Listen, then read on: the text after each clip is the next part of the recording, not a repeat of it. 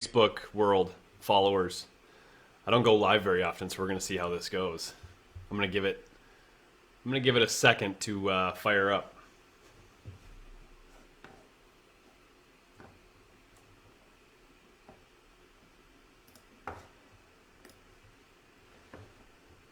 Hey everybody, I'm going to be chatting here in about 2 seconds. I'm just going to make sure my stream is good to go and we're set, and then I'm going to answer a burning question, which is market's going to shift. It's only a matter of time, right? And do we wait? Should we wait till things change a little bit? And I have an answer for that, and I even ran through some scenarios. So give me a minute, and I'll be right back, and we'll chat.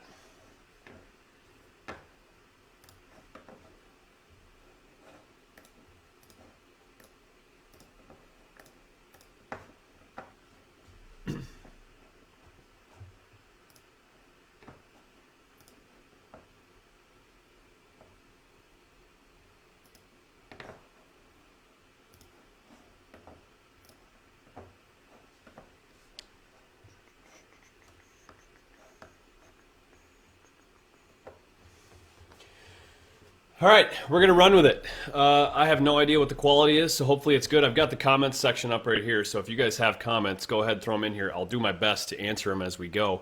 One of the things that I love about my career is making the consumer smarter and allow them to make more intelligent decisions as it relates to real estate, whether that's investing in it or you just want to own your primary residence. And this is a question that I get a lot is, should we wait until the market shifts or changes? What does that look like from a purchasing standpoint? And if you're anything like me, you need to hear the numbers or see the numbers to actually understand what that means. If you just tell me not to wait, I want to know more information. So here's what I did. I ran a couple scenarios, and I've got them written down here in front of me. And what I'm going to do is just kind of go through this so you can see what this actually looks like, okay? So who do we have on here? How many we got? All right, we got 3 viewers. We are on fire. Let's just say, you guys, you purchased a home for $250,000. You put 10% down, okay, that's $25,000, and you've owned that home for 4 years.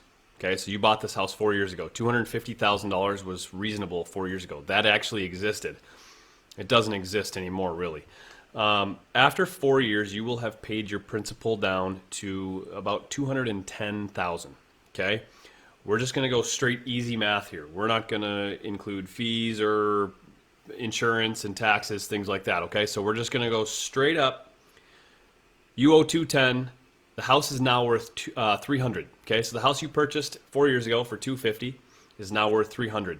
This is a totally realistic number, okay? This is happening. So for easy math's sake, you have $90,000 in equity on your home, okay? Let's say you're going to level up, okay? So you're going to buy your next house. It's $400,000, okay? Not going to lie, it's kind of tough to find right now, but it's out there. So let's say you buy a $400,000 house, and this is great, okay? You got $90,000 from your previous sale, so now you have plenty to put down 20%, which is $80,000, plus you have another $10,000 left over. That's awesome, right? If you were to lock in today, I'm guessing your rate's going to be somewhere probably around 3.75. If there's a mortgage broker watching this, go ahead and put in the comments on where you think rates are at. I think last I heard 3.75 is probably pretty reasonable. So you're looking at a monthly payment. This is just principal and interest on a $400,000 house at 20% down and a 3.75 rate. You're looking at about $1,481. Again, that's just principal and interest. Okay. Now, here's the number you guys need to remember, and write this down. You don't have to write it down. I'll say it again. But write this number down, okay? $213,509. That is going to be your interest over 30 years, okay? So what they're saying is that loan that you're taking out from the bank actually over 30 years is going to cost you $213,509, okay? Don't forget that. All right, now let's move forward. We're going to say we're going after the shift now, okay? Wow, we got 6 people on here. This is incredible. Let's keep going. Let's say you wait for the shift, okay? That home that you bought for $250 4 years ago, instead of being worth $300, is now worth $285. Okay, so the value has gone down. There's a lot of things that influence prices, right? It's jobs, it's interest rates, there's a million things that could happen. It could be COVID. There's all sorts of things that impact those those prices. And keep in mind, these numbers I'm using for the hypothetical situation are completely pulled out of nowhere. They're just like if the market were to change in a fairly drastic way, here's what I could see as being a realistic number.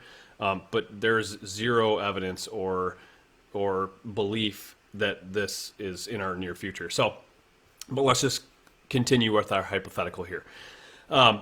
So this house you bought for $250,000 is now worth $285,000. Okay. You now have your mortgage paid down to about $205,000. Okay, you've paid a couple more years down because you waited for the shift. It was previously $210,000. So now you're sitting on $80,000 in equity instead of $90,000, which is great, right? Because the home you're going to go buy is $385,000 now. It's not $400,000 anymore. Prices went down. So now instead of putting $80,000 down, you just have to put $77,000 down, and that'll get you to that 20%. So you don't have to deal with PMI. Okay, this is where things get really, really interesting. I'm guessing, and I'm not an expert, but I think I'm pretty close to an expert. I'm guessing that we will not see any sort of slowdown or shift unless the rates hit 4.5 or more. And it probably will be higher than that. But I think at 4.5, maybe some buyers start to kind of drop off, which might slow things down. It's definitely not going to be enough to push prices down to what these examples are. But again, let's just keep moving forward with our example.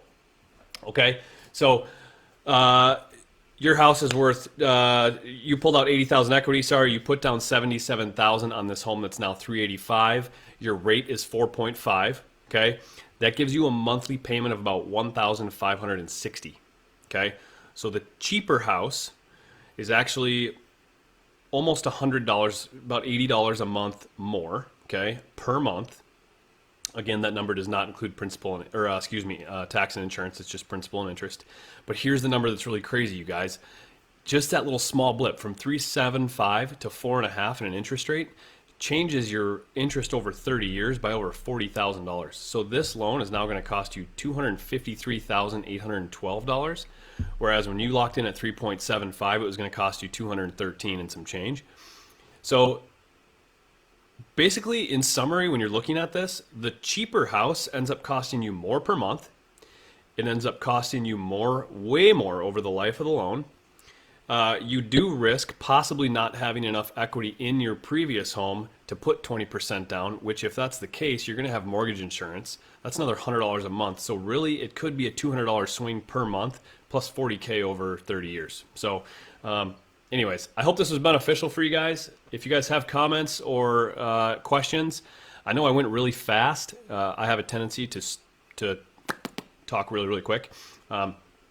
I hope you guys really like my Lloyd Christmas inspired attire today. He's one of my favorite movie characters.